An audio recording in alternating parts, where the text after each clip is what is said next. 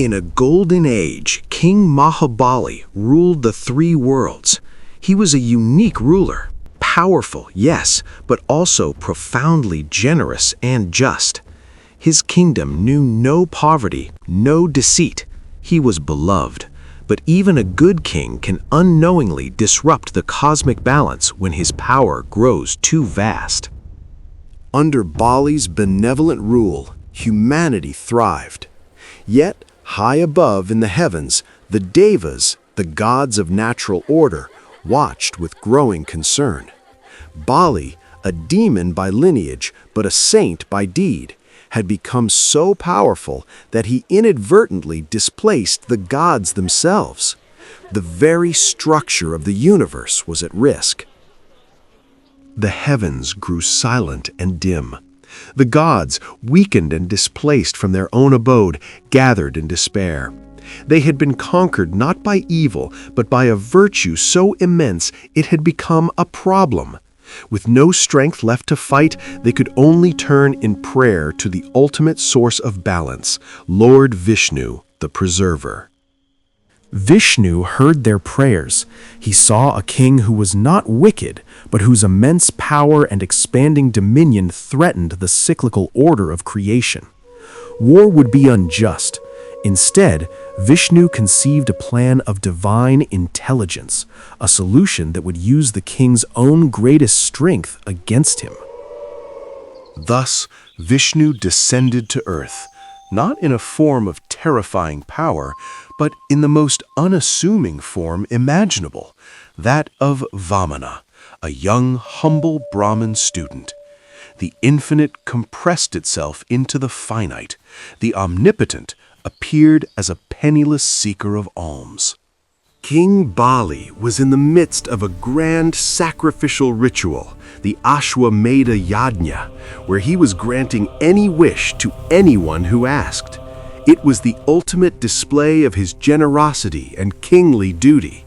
The stage was perfectly set for a divine encounter. Into this majestic court walked the diminutive Vamana. The contrast was striking, the mighty, opulent king on his throne, and the small, serene Brahmin boy with nothing but a wooden umbrella. The universe held its breath. O great Mahabali, grant me a simple gift. I ask only for 3 paces of land. With quiet confidence, Vamana made his humble request.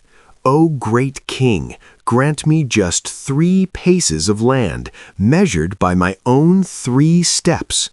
The courtiers laughed. Such a trivial request from the king who could give away continents. But Bali's heart, bound by his vow of charity, swelled with pride at the chance to give so easily. Stop, my king! This is no ordinary Brahmin! Bali's wise guru, Shukracharya, immediately sensed the divine trap. He whispered urgently to the king, "Stop! This is no ordinary Brahmin. He is Lord Vishnu himself, come to reclaim your kingdom."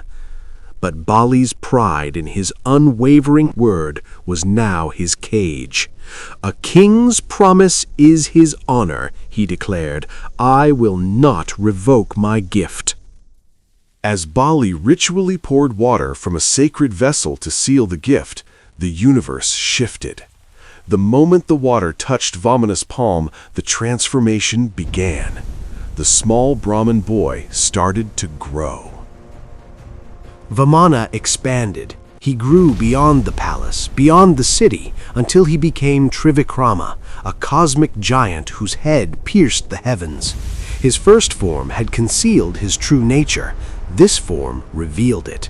He was not a boy asking for land. He was the cosmos itself, come to take its measure. With his first colossal step, Trivikrama measured the entire earth, every mountain, every ocean, every kingdom of Mahabali. "This is my first pace," the divine voice echoed. The king's generosity had just cost him the mortal world. With his second step, Trivikrama spanned the entire heavens, reclaiming the celestial realms Bali had taken from the gods. This is my second pace." The king, now standing on nothing, realized with dawning awe the true identity of his guest. He had given away all of creation. There was no space left for the promised third step. King Bali, the mighty emperor, was utterly humbled. His pride evaporated, replaced by awe and surrender. He bowed his crowned head before the divine giant.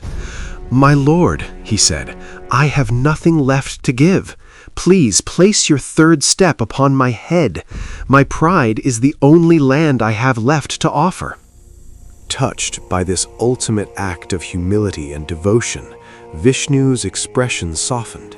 He placed his foot not to crush, but to bless. "For your unwavering integrity and surrender," Vishnu proclaimed, "you will be elevated. You shall rule the netherworld, Sutala, as its Indra, and you will be my eternal gatekeeper in the age to come." Bali was not punished, he was promoted. He descended to Sutala not as a defeated prisoner, but as an honored ruler, blessed to remain close to the Lord he had recognized.